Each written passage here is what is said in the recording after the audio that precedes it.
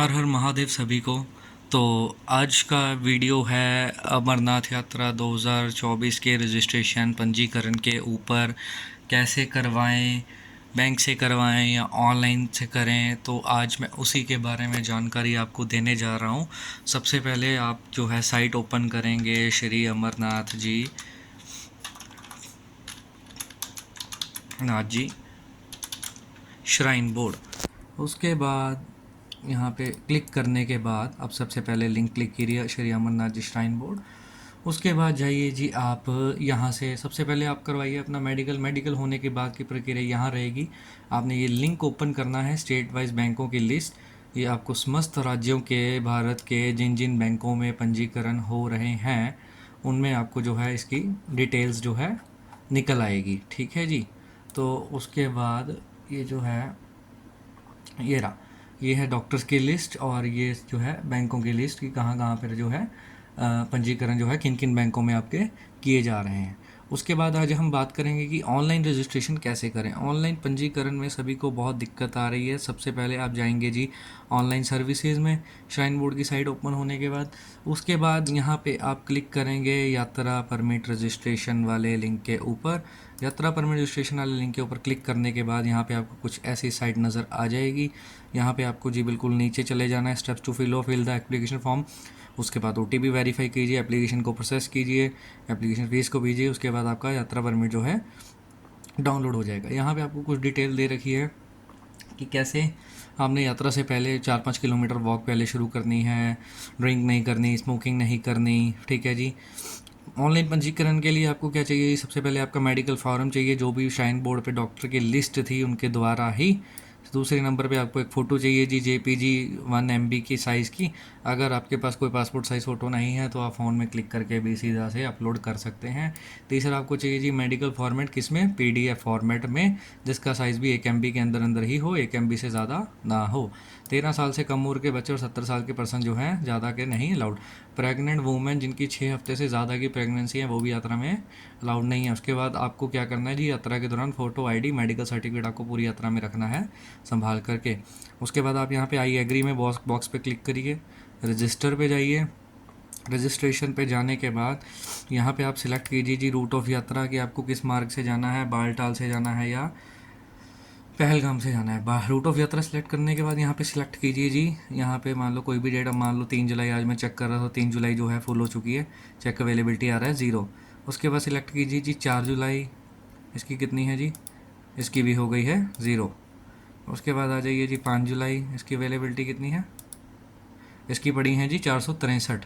ठीक है जी। Same as आपने पहलगाम में करना है। यहाँ पे पहले रूट ऑफ यात्रा सिलेक्ट करना है, पहलगाम, बालटाल से पहलगाम, फिर यहाँ पे डेट सिलेक्ट करनी है। उसके बाद अवेलेबिलिटी चेक करनी है।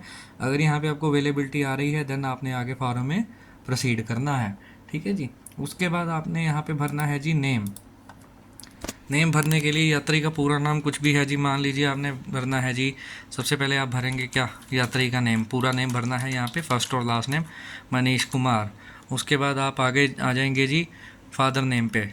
फादर नेम में कुछ भरना है जी, उसके पिताजी का नाम यात्री के, राकेश कुमार।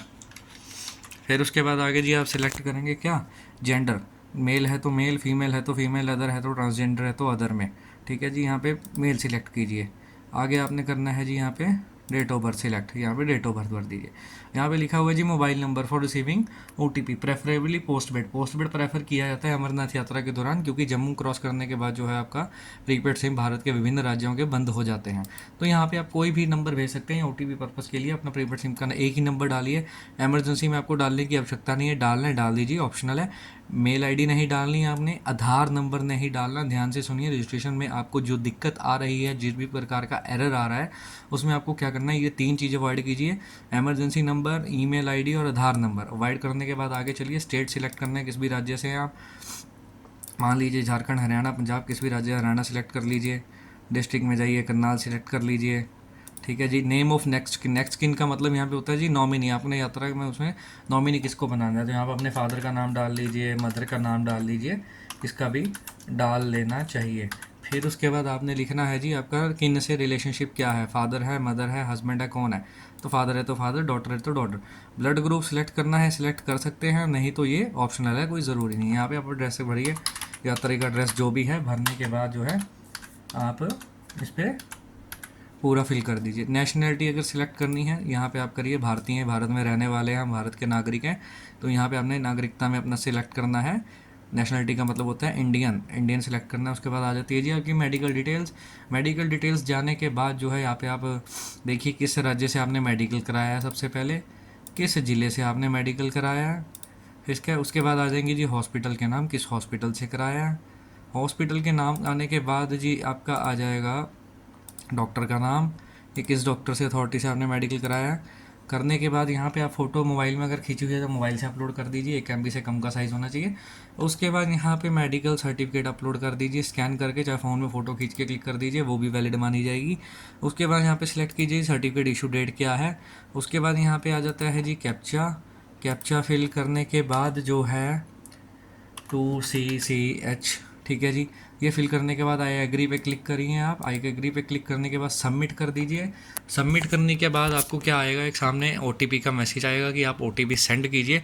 OTP सेंड करने के बाद जो है आप OTP फिल कीजिए। फिर उसके बाद आपको एक मैसेज आएगा कि आपकी एप्लीकेशन जो है रिसीव हो गई है। फिर आपको 24 से 48 से 72 घंटे के अंदर अंदर आपका लिंक आपको पेमेंट के लिए आ जाएगा। हो सकता है ये लिंक आपका 15 मिनट के अंदर अंदर ही आ जाए।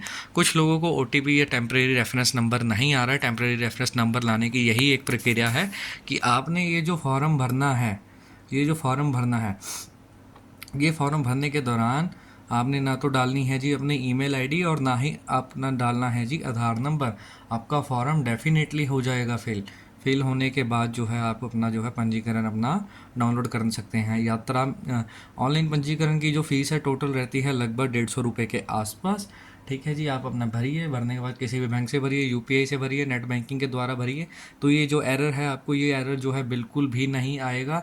स्टिल अगर आपको आता है या किसी भी प्रकार की पंजीकरण में दिक्कत आ रही है, डिस्क्रिप्शन में मेरा मोबाइल नंबर है, मैं आपकी पूरी तरह से सहायता करूंगा आपकी पंजीकरण बनाने में। आप मेरे को व्हाट्सएप पे हाई लिख करके भेज सकते हैं मेरे नंबर के ऊपर, या डायरेक्टली कॉल भी कर सकते हैं। अगर कॉल का ना जवाब दे पाऊँ तो आप मेरे को व्हाट्सएप पे क्वारी कर सकते हैं कि कैसे फिल करना है फॉर्म, कहाँ कमी आ रही है।